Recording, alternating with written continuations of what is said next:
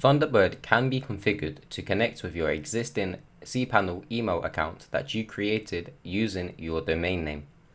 This video will highlight how this can be done. To begin, let's assume that you've already created your email within your hosting account and installed Thunderbird on your PC. Next, open Mozilla Thunderbird.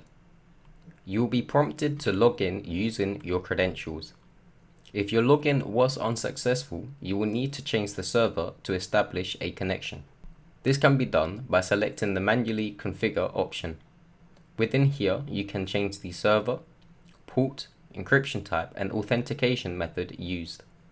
You need to ensure that these settings match the settings included within your cPanel.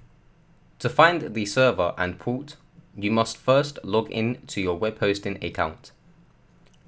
Within the client dashboard, click the option called Services. Select the service that you wish to apply updates to. Within Shortcuts, select the option called Email Accounts. This will take you to the page where you can manage all active email accounts.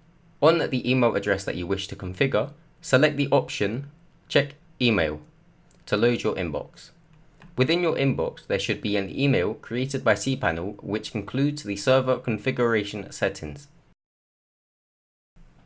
Alternatively, you can select the option Connect Devices.